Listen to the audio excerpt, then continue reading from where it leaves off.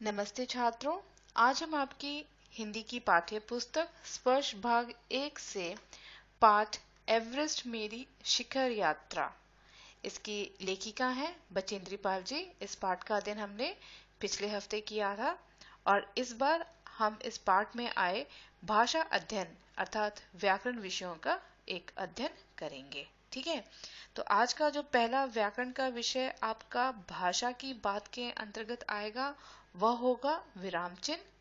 शब्द युग्म को भी हम समझेंगे, विलोम शब्द, उपसर्ग तथा क्रिया विशेषण के विषय को भी आज हम यहाँ पे समझने का प्रयास करेंगे। तो छात्रों, भाषा अध्ययन के अंतर्गत जो पहला प्रश्न है वह है, इस पाठ में प्रयुक्त निम्नलिखित शब्दों की व्याख्या पाठ का संदर्भ देकर कीजिए। और शब्द है आपके सामने, निहारा है, धसकना, खिसकना, सागर माथा, जायजा लेना, नौसिखिया। ठीक है, अब इस प्रश्न में क्या कहने की कोशिश की गई है उसे समझिए। यहाँ इस शब्द का आपको अर्थ समझना है तथा आपको इस शब्द की व्याख्या करनी है। और आप व्याख्या कहाँ से करेंगे, तो इसका आपको संदर्भ कहाँ मिलेगा, पाठ के भीतर मिलेगा। उदाहरण के तौर पे निहारा है। अब इस शब्द का अर्थ क्या होता है, बहुत ध्यान से विस्मय के साथ देखना, यानी किसी चीज को कौतूहल रूप में बड़े ही उसकी तरफ आकर्षित होकर ध्यान पूर्वक देखना। ठीक है, इस शब्द का अर्थ हुआ। अब यहाँ पे ये कब निहारा वर्ड का प्रयोग कब हुआ था, जब लेखिका ने पहली बार एवरेस्ट को नमचे बाजार से देखा था, मतलब अपनी चढ़ाई को शुरू करने से पूर्व। ठीक है, तो लेखिका ने नमचे बाजार पहुंचकर जब एवरेस्ट पर चढ़ाई करने से पूर्व उसे निहारा। तो किसे निहारा था, तो उन्होंने एवरेस्ट को निहारा था। ठीक है, अब हम देखते हैं और एक उदाहरण, सागर माथा। सागर माथा का अर्थ क्या होता है, एवरेस्ट। ठीक है, तो यहाँ पे लेखिका को सागर माथा नाम किसके सुनने को मिला था, तो उन्हें ये नाम वहाँ के जो नेपालीज थे, जो शेरपा लोग थे या वहाँ के जो लोकल्स थे, उनके मुंह से उन्हें ये नाम सुनने को मिला था एवरेस्ट का, और ये नाम लेखिका को बहुत ज्यादा पसंद आया था। तो पहले आपको क्या करना होगा कि इस शब्द का अर्थ लिखिए और फिर आपको इस शब्द की व्याख्या करनी है। कहाँ से, तो पाठ को पढ़िए, वहां पे आपको इस शब्द की व्याख्या मिल जाएगी। तो चलिए छात्रों, इसी के साथ अब हम अपने पहला जो व्याकरण विषय है उसकी तरफ बढ़ते हैं। ठीक है, आज पहला जो व्याकरण का विषय है वह है विराम चिन्ह। तो चलिए जानते हैं कि विराम शब्द का अर्थ क्या होता है। विराम शब्द का अर्थ होता है छात्रों, रुकना या फिर विश्राम लेना, यानी कि आराम करना। अतः वाक्य के बीच बीच में तथा अंत में विराम को प्रकट करने के लिए हम निर्धारित, यानी जो चिन्ह पहले से निर्धारित किए गए हैं उनको प्रयोग में लाते हैं और उन्हीं चिन्हों को हम विराम चिन्ह कहते हैं। इंग्लिश में इसे हम पंक्चुएशन मार्क्स के नाम से जानते हैं। तो चलिए जानते हैं कि हिंदी भाषा के अंतर्गत विराम चिन्ह क्या क्या होते हैं और इनका हमें प्रयोग किस तरह से करना चाहिए। ठीक है, पहला आज जिस विराम चिन्ह को हम यहाँ पढ़ने वाले हैं वो होगा आपका पूर्ण विराम। उसके बाद हम अल्प विराम को पढ़ेंगे, फिर अर्धविराम आएगा, प्रश्नवाचक चिन्ह, विस्मयादि बोधक चिन्ह, योजक चिन्ह, निर्देशक चिन्ह, उद्धरण चिन्ह, विवरण चिन्ह, कोष्ठक चिन्ह, हंस पद चिन्ह, लाघव चिन्ह क्या होता है, विस्तार चिन्ह भी जानेंगे हम। ठीक है, तो चलिए शुरू करते हैं हम अपने आज के पहले विराम चिन्ह से, और वह है पूर्ण विराम, यानी कि फुल स्टॉप। ठीक है, तो बहुत ही आसान सा चिन्ह है ये। हम सब जानते हैं कि जब कभी भी वाक्य खत्म हो जाता है तो उसके अंत में हम क्या लगाते हैं, पूर्ण विराम लगाते हैं। इसका चिन्ह होता है एक डंडे के समान। ठीक है, तो राम खाना खाता है, वाक्य की समाप्ति होती है पर, और यहाँ पे हमने पूर्ण विराम चिन्ह लगाया है। मोहन स्कूल जाता है, पूर्ण विराम आपको लगाना होगा, तभी जाके आपके वाक्य की समाप्ति यहाँ पर होगी। ठीक है, अगला जो चिन्ह हम पढ़ेंगे आज वह है अल्प विराम, यानी कि कॉमा जिसे हम कहते हैं। तो जब बोलते समय या पढ़ते समय जहां हमें थोड़े टाइम के लिए, थोड़ी देर के लिए हमें रुकते हैं या हमें रुकना पड़ता है, जैसे अभी मैंने थोड़ी देर के लिए रुकते हैं, अब मैं थोड़ी देर के लिए रुकी हूँ और फिर मैंने तुरंत शब्द बोला वहां अल्प विराम लगाते हैं। तो जब हम बोल रहे हैं या पढ़ रहे हैं और हम उसमें एक हल्का सा डिफरेंस दिखाना चाहते हैं तो वहां पर हम बच्चों अल्प विराम लगाते हैं। जैसे कि एग्जाम्पल देखिए, राम, फिर कॉमा है, सीता, कॉमा है, लक्ष्मण और हनुमान, ये सभी क्या है, भगवान है और भगवान के रूप में ये पूजे जाते हैं। तो जब भी हमें तीन चीजों में डिफरेंस दिखाना हो या फिर हमें वहां पे थोड़ी देर के लिए रुकना होता है, अब हम राम सीता लक्ष्मण नहीं बोल सकते, राम सीता, इस तरह से हम बोलेंगे। तो जब हम बोल के चुप हो जाते हैं तो वहां पे हम क्या लगाते हैं, अल्प विराम लगाते हैं। एक उदाहरण है यहाँ पे, मैंने भारत में पहाड़, झरने, नदी, खेत, इमारत आदि चीजें देखी थी। ठीक है, इसी के साथ बढ़ते हैं अपने अगले विराम चिन्ह की तरफ, वो है आपका अर्ध विराम। अब ये क्या होता है छात्रों, देखिए यहाँ पे आपने देखा होगा कि वाक्य को पढ़ते समय जिस स्थान पर अल्प विराम से कुछ अधिक और पूर्ण विराम से कुछ कम ठहरना हो वहां पे अर्ध विराम का चिन्ह लगाया जाता है। बहुत सरल है, यानी कि आप जैसे अल्प विराम में थोड़े समय के लिए हम रुक रहे थे, राइट, और पूर्ण विराम में हम बात को वहीं खत्म करते हैं, लेकिन अर्ध विराम में हम थोड़े ज्यादा समय के लिए यहाँ पे रुकते हैं। ठीक है, तो या फिर आप इसका एक उदाहरण समझिए, जैसे कि एक बड़े वाक्य को हम कई छोटे वाक्यों को, जब उसमें हमें कई छोटे वाक्यों को जोड़ना होता है तब अर्धविराम का प्रयोग होता है। चलिए इसको उदाहरण के जरिए समझिए। जैसे चिड़िया दाना चुनकर लाती, पहले बच्चों को खिलाती, फिर स्वयं खाती। तो यहाँ पे तीन छोटे छोटे वाक्य हैं, उनको जोड़ा है किसकी सहायता से, अर्धविराम की सहायता से। जैसे कि कल रविवार है, छुट्टी का दिन है, आराम मिलेगा। अगर ये छोटे छोटे वाक्यों को मैं एक सुर में पढ़ डालूंगी तो इसे समझना आसान नहीं रहेगा, पर वहीं अगर मैं अर्धविराम की सहायता से पढ़ूंगी और या फिर मैं इसको लिखूंगी तो आपको इसके बारे में ज्यादा जानकारी मिलेगी और ये अटपटा नहीं लगेगा। ठीक है, अब हम अपना देखते हैं यहाँ पर अगला जो विराम चिन्ह आप पढ़ेंगे वो है आज का प्रश्नवाचक चिन्ह। ये सब आई थिंक आप इसके बारे में जानते ही होंगे। प्रश्नवाचक चिन्ह यानी कि क्वेश्चन मार्क। तो जिस वाक्य में कोई प्रश्न पूछा गया हो उसके अंत में प्रश्नवाचक चिन्ह लगाया जाता है। जैसे कि यह घर किसका है, राम बाजार से लेकर क्या आया था। तो किसका है, क्या जब शब्द आ रहे हैं, हम जब कुछ पूछ रहे हैं तो उस प्रश्न, उस वाक्य के अंत में हम वहां पे कौन सा चिन्ह का प्रयोग करेंगे, प्रश्नवाचक चिन्ह का प्रयोग करते हैं। ठीक है, पांचवा देखिए, विस्मयादि बोधक चिन्ह, यानी कि इसमें आपको पता है कि विस्मयादि बोधक यानी कि जब हम यहाँ पे किसी चीज को देख कर या सुनकर कभी हम हर्ष दिखाते हैं यानी खुश होते हैं, कभी हम शोक अपना दर्शाते हैं, या फिर हमें किसी चीज को देखकर आश्चर्य होती है, या फिर हमें घृणा होती है या प्रशंसा होती है। तो जो डिफरेंट टाइप्स के जो ये हमारे भाव होते हैं, फीलिंग्स होते हैं, इन्हें हम जब प्रकट करते हैं लिखने के दौरान तो हम यहाँ पे जिस चिन्ह का प्रयोग करते हैं उसे हम विस्मयादि बोधक चिन्ह कहते हैं। जैसे कि वाह कितना स्वादिष्ट खाना है, आह कितना सुहावना मौसम है, ओहो, जैसे हम कहते हैं ना, या फिर इंग्लिश में कहते हैं वाव, तो इस तरह से जब हम शब्द लिखते हैं तो उसके बाद में शब्द को लिखने के तुरंत बाद हमें वहां पे कौन सा चिन्ह लगाना होता है, तो विस्मयादि बोधक चिन्ह लगाते हैं। ठीक है, अगला देखिए छठा आपका यहाँ पे आता है, छठा है आपका योजक चिन्ह। ओके, तो योजक चिन्ह का प्रयोग शब्दों के जोड़ों के बीच शब्दों के दोहराने की स्थिति में तथा सा से सी के साथ किया जाता है। अब यहाँ पे देखिए शब्द जोड़े यानी कि शब्द यानी कि वर्ड, जोड़े यानी कि पेयर्स में। तो जब हम दो वर्ड्स को लिखते हैं साथ में तो उनके बीच में हम योजक चिन्ह का प्रयोग करते हैं। कभी कभी ये जो शब्द जोड़े होते हैं शब्द युगम शब्द भी होते हैं, या फिर ये कभी कभी विपरीतार्थक यानी कि विलोम शब्द में भी हम इनका प्रयोग करते हैं। तो दो शब्दों को बीच में हम इसका प्रयोग करते हैं, इसे हम योजक चिन्ह कहते हैं। उदाहरण से समझिए, अमीर गरीब, अमीर गरीब क्या है, ये विलोम शब्द है एक दूसरे के, सुख दुख, ठीक है, ये विलोम शब्द है और इनके बीच के डिफरेंस के लिए हमने क्या किया, यहाँ पे योजक चिन्ह का प्रयोग किया। ठीक है, लिखते लिखते एक ही वर्ड है, इसको हमने दो बार लिखा है तो पुनरावृत्ति शब्द भी आ गया यहाँ पर आपका।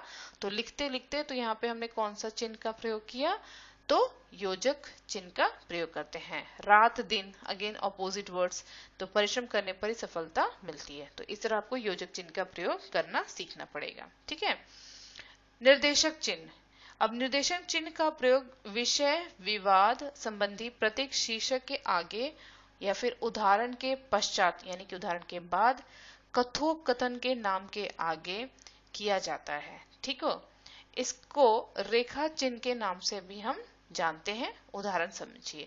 अब कंफ्यूजन मत रखिएगा कि योजक चिन्ह और निर्देशक चिन्ह एक है। योजक चिन्ह दो वर्ड्स के बीच में होता है, जबकि निर्देशक चिन्ह मतलब कि किसी को हम डायरेक्शन दे रहे हैं। तो जैसे कि संज्ञा के 3 भेद होते हैं एंड निर्देशक चिन्ह कौन कौन से भेद होते हैं? जातिवाचक संज्ञा, भाववाचक संज्ञा, गुणवाचक संज्ञा, इस तरह से। अध्यापक आपको निर्देशक दे रहा है, तुम जा सकते हो। ठीक है, तो अध्यापक जब बोल रहे हैं उसके बाद हमने क्या डाला वहां पे? निर्देशक चिन्ह लगाया। तो छात्रों अब हम बढ़ते हैं अपने अगले विराम चिन्ह की तरफ। उद्धरण चिन्ह। उद्धरण चिन्ह क्या होता है? सिंगल इन्वर्टेड कॉमास या डबल जिसे हम कहते हैं वो वाले उद्धरण चिन्ह होते हैं। तो ये भी दो प्रकार के होते हैं। हिंदी में से हम कहते हैं इकहरा उद्धरण चिन्ह और दोहरा उद्धरण चिन्ह। अब इकहरा उद्धरण चिन्ह का प्रयोग करते हैं। यह चिन्ह विशेष शब्द के लिए, विशेष पुस्तक के लिए, नाम के लिए, वस्तु या व्यक्ति के लिए लगाया जाता है। उदाहरण देखिए, जैसे कि सत्यमेव जयते, ये एक आदर्श राष्ट्रीय वाक्य है। तो ये एक वाक्य लिखा गया है, ठीक है, ये पुस्तक से कहीं से लिया है, सत्यमेव जयते। तो इसको हम एक सिंगल इन्वर्टेड कॉमा के अंतर्गत यानी कि इकहरा उद्धरण चिन्ह के अंतर्गत लिखेंगे। वहीं अगर हम बात दोहरा उद्धरण चिन्ह की करते हैं तो इस चिन्ह का प्रयोग किसी के द्वारा कही गई बात को ज्यों का त्यों लिखने के लिए किया जाता है। यानी किसी महान व्यक्ति ने अगर किसी अपने विचार को लिखा है तो उस विचार में हम कोई छेड़खानी नहीं कर सकते। उस विचार को, थॉट को हम एज इट इज लिखना होता है। तब हम जब हम एज इट इज किसी चीज को लिखते हैं तो वहां पे हम दोहरा उद्धरण चिन्ह का प्रयोग करते हैं। फॉर एग्जाम्पल यहाँ पे दिया है मैंने, महात्मा गांधी ने कहा, क्या कहा उन्होंने? कि सत्य ही ईश्वर है। तो ये उनकी लाइन्स है तो उसको हम एज इट इज लिखेंगे, बट हम यहाँ पे कौन सा चिन्ह प्रयोग करेंगे? दोहरा उद्धरण चिन्ह का। अब यहाँ पे जो 9th वाला आपका आ रहा है वह है आपका विवरण चिन्ह। ठीक है, साइन ऑफ फॉलोइंग भी हम जिसे कहते हैं। अब इसमें क्या होता है छात्रों विवरण चिन्ह में? तो यहाँ पर हम देखते हैं कि विवरण चिन्ह का प्रयोग वाक्यांश के विषयों में कुछ सूचक निर्देश, ध्यान दीजिएगा, निर्देश आदि देने के लिए किया जाता है। ठीक है, इसको लेकर आप कंफ्यूज मत हो जाइएगा। जब भी हमने थोड़ी देर पहले निर्देशक चिन्ह पढ़ा था, ओके, वो अलग है, ये चीज अलग है। यहाँ पे 2 डॉट्स एंड डैश आता है, चिन्ह इसका ऐसा है। आम के निम्न फायदे हैं, ये आप इसके बारे में विवरण दे रहे हैं, आप इसके बारे में हमें समझाएंगे आगे। संज्ञा के 3 मुख्य भेद होते हैं, वचन के 2 भेद होते हैं, विशेषण के 2 भेद होते हैं। जब आप इस तरह से बात करते हैं तो आप वहां पे विवरण चिन्ह का प्रयोग करेंगे। ओके, चलिए इसी के साथ हम अपने अगले विराम चिन्ह की तरफ पढ़ते हैं और वो है आपका कोष्ठक चिन्ह। वाक्य या शब्द को स्पष्ट करने के लिए कभी कभी कोष्ठक के भीतर उसका अर्थ लिख दिया जाता है। जैसे कि वाक्य के 3 भेद यानी कि प्रकार होते हैं। अब कुछ लोगों को शायद भेद शब्द का अर्थ ना मालूम हो, तो उसको और एलॉबरेट करने के लिए या समझाने के लिए हम कोष्ठक चिन्ह लिखते हैं यानी ब्रैकेट्स बनाते हैं और उसके अंदर भेद का और एक शब्द लिख देते हैं, जिसे भेद को हम प्रकार भी कह सकते हैं। अब मैं बोलूंगी कि धर्मराज सत्य और धर्म के संरक्षक थे, तो धर्मराज किसी भी व्यक्ति का नाम हो सकता है, लेकिन मैं पर्टिकुलरली अगर युधिष्ठिर की बात कर रही हूँ तो मैं युधिष्ठिर को यहाँ पे कोष्ठक चिन्ह में इंकित कर दूंगी। ठीक है, अब यहाँ देखिए आपका जो अगला विराम चिन्ह आता है वो है आपका हंसपद चिन्ह, विस्मरण चिन्ह या त्रुटिपूरक चिन्ह। ठीक है, ये भी चिन्ह आप लोग बहुत भली भांति इससे परिचित होंगे।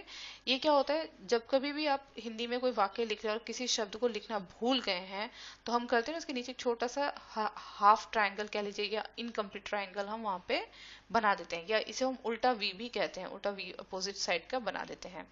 ठीक है, तो लिखते समय किसी शब्द को भूल जाने पर हम विस्मरण चिन्ह या फिर त्रुटिपूरक चिन्ह या फिर हंसपद चिन्ह का प्रयोग करते हैं। और जैसे कि क्वेश्चन आया है कि राम जाएगा, राम भूल जाएगा, श्याम बहुत अच्छा लड़का है, तो अच्छा मैं भूल गई तो मैंने वहां पे त्रुटिपूरक चिन्ह लगा के मैं अच्छा वर्ड उसके ऊपर लिख दूंगी। 12वां होता है आपका लाघव चिन्ह।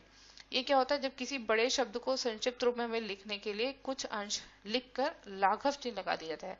अब जैसे डॉक्टर बड़ा शब्द है, हम बार बार डॉक्टर नहीं लिखते, उसके लिए लाघव चिन्ह का प्रयोग करते हैं, जिसे हम एब्रिवेशन कहते हैं। तो अब हमने डा यानी डॉक्टर का एक छोटा सा अंश लिया, इस शब्द का स्टार्टिंग का फर्स्ट एक वर्ण लिया, उसे लिखा और हमने वहां पे लाघव चिन्ह लगा दिया। उत्तर प्रदेश के लिए भी इसी तरह से उ, फिर हमने लाघव चिन्ह प्र और फिर लाघव चिन्ह लगा दिया। ठीक है, आगे बढ़ते हैं इसी के साथ छात्रों, विस्तार चिन्ह या फिर लोप चिन्ह भी इसे हम कहते हैं। ये क्या होता है, ये डॉट डॉट डॉट हम जब बनाते हैं तो जब वाक्य या अनुच्छेद में कुछ अंश छोड़कर लिखना हो तो लोप चिन्ह का प्रयोग किया जाता है। यानी कि जब आप कुछ वाक्य लिख रहे हैं और आप कुछ लिख और इसमें जोड़ना चाहते हैं लेकिन अभी नहीं, तो वहां पे आप डॉट डॉट डाल देते हैं। ठीक है, जैसे कि राम ने मोहन को गाली दी, क्या कहा वो नहीं लिखना आपको, तो आपने 3 डॉट्स बना दिए। ठीक है, इस तरह के मोस्टली नाटक के दौरान ऐसे हम डायलॉग्स राइटिंग्स देखते हैं। मैं सामान उठा दूंगा पर, क्या है वो बात, आपने यहाँ पे अंश को छोड़ दिया और वहां पे आपने लोप चिन्ह का प्रयोग कर लिया। मैं घर अवश्य चलूंगा पर तुम्हारे साथ। ठीक है, तो मैं घर अवश्य चलूंगा डॉट डॉट डॉट, मतलब अभी नहीं बाद में, लेकिन तुम्हारे साथ। तो इस तरह से हम विस्तार चिन्ह का प्रयोग करते हैं। तो छात्रों, इसी विराम चिन्ह पर आपका जो भाषा की बात का जो दूसरा प्रश्न है वो बेस्ड है, और प्रश्न कुछ इस तरह से है आपका कि निम्नलिखित पंक्तियों में उचित विराम चिन्हों का प्रयोग कीजिए। ठीक है, तो यहाँ हम क्या देखते हैं, क्वेश्चन है आपका कि उन्होंने कहा तुम एक पक्की पर्वतीय लड़की लगती हो, तुम्हें तो शिखर पर पहले ही प्रयास में पहुंच जाना चाहिए। तो यहाँ पे हमने क्या देखा कि किसी ने कुछ कहा है, तो अभी मैंने आपको बताया था कि जब कोई कहता है तो हम उसकी चीजों को कैसे कौन सा विराम चिन्ह उसके लिए हम प्रयोग करते हैं वो आपको यहाँ पे समझ कर लिखना पड़ेगा। क्या तुम भयभीत थी, देखिए यहाँ पे क्या शब्द आया है, तो क्या मतलब प्रश्न पूछा जा रहा है, तो आप समझ चुके होंगे कि यहाँ पे हम प्रश्नवाचक चिन्ह लगाएंगे। तुमने इतनी बड़ी जोखिम क्यों ली बेचेंद्री, तो हम यहाँ पे भी आप समझिए, अगर आप सेंटेंस पढ़ रहे हैं तो आपको खुद कहीं ना कहीं एक क्लू मिल जाता है कि यहाँ पे कौन सा विराम चिन्ह आएगा।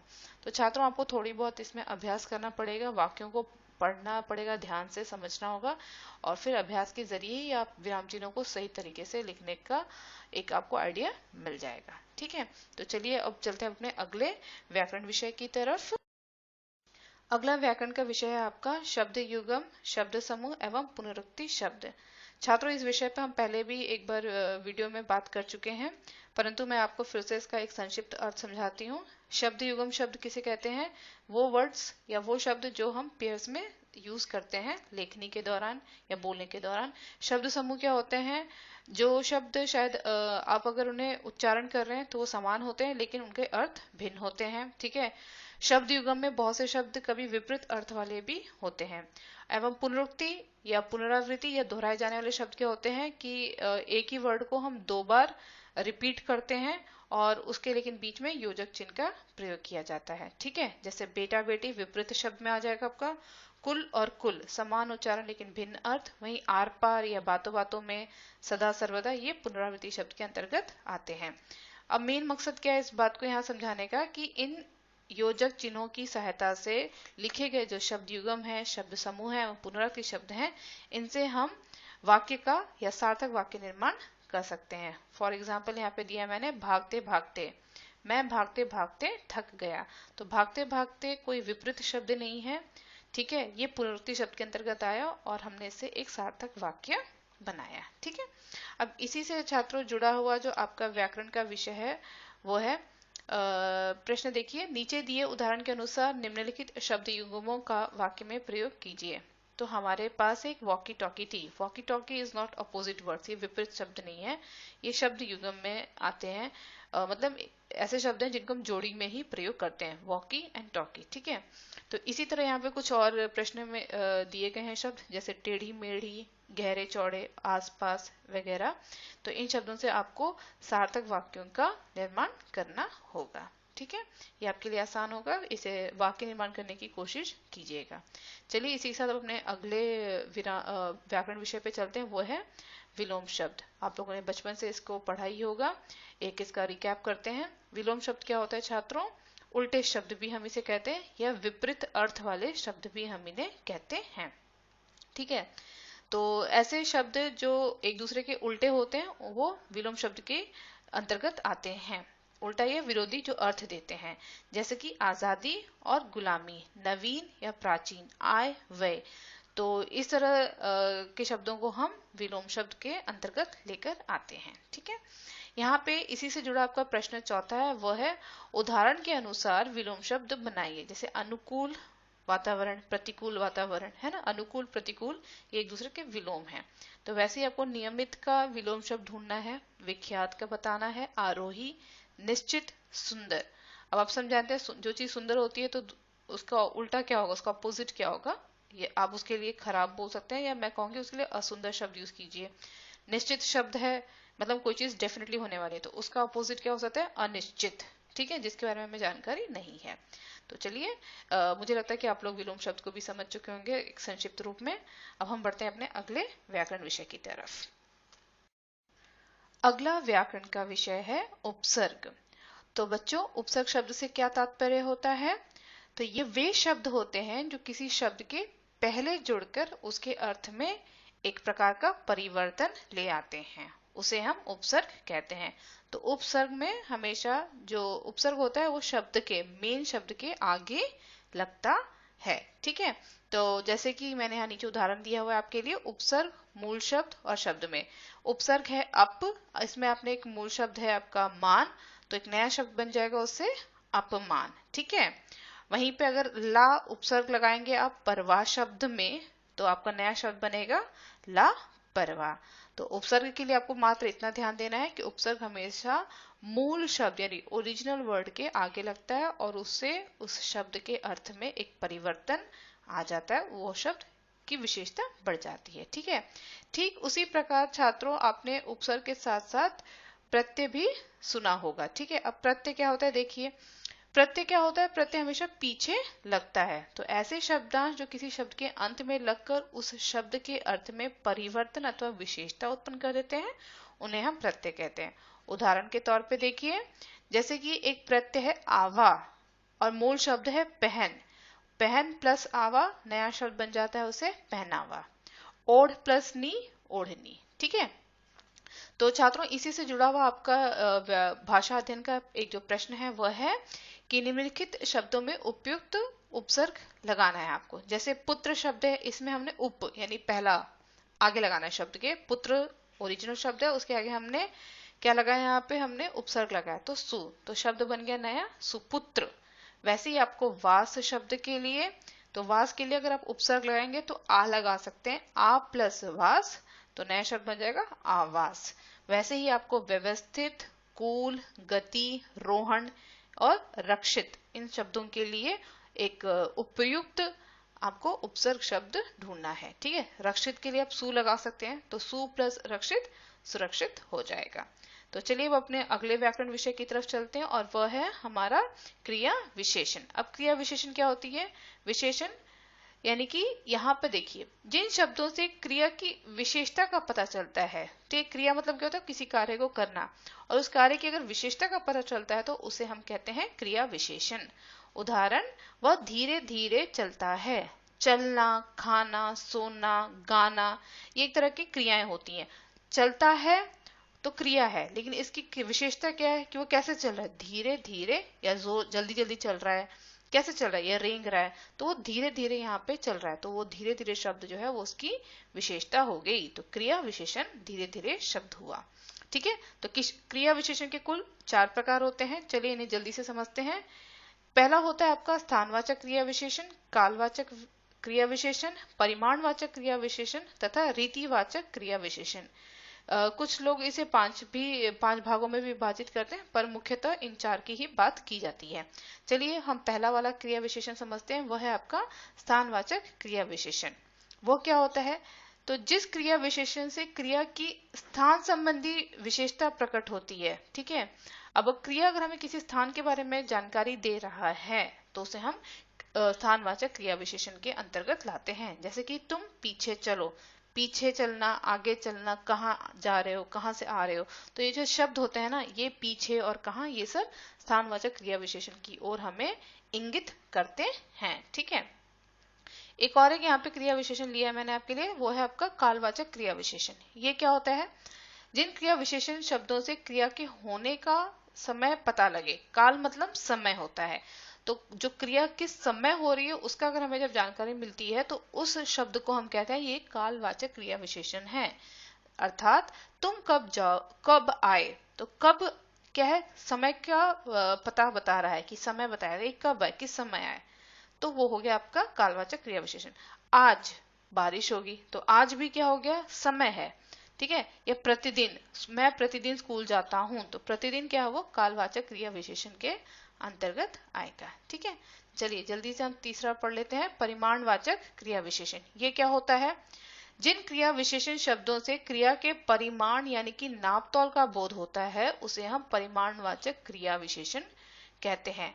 जरा तेज चलो, देखो या तो धीरे धीरे चलो हो सकता था, ठीक है, तो हम वहां पे बोल सकते थे कि भाई ये तो अपना धीरे धीरे की बात हो रही है, यहाँ पे है ना उसके रीति की बात हो रही है, काल की बात हो रही है, लेकिन यहाँ पे क्या है, परिमाणवाचक विशेषण है, तो जरा हम इसे कैलकुलेट नहीं कर सकते, हमें नहीं मालूम कितना बात हो रही है, मात्र हम एक अंदाजा लगा सकते हैं, तो जरा शब्द से या खूब शब्द से या थोड़ा कम शब्द से, तो इन शब्दों को हम मात्र नाप तौल का ही बोध हो सकता है, एग्जैक्ट नंबर नहीं बता सकते, तो ये हो जाएगा आपका परिमाणवाचक क्रिया विशेषण।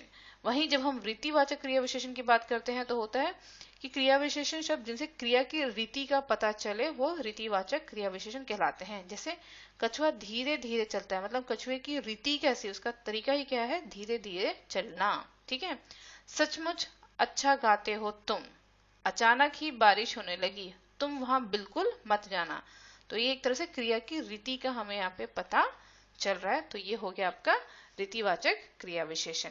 बहुत ही संक्षिप्त रूप में मैंने आपको यहाँ पे समझाने का प्रयास किया है।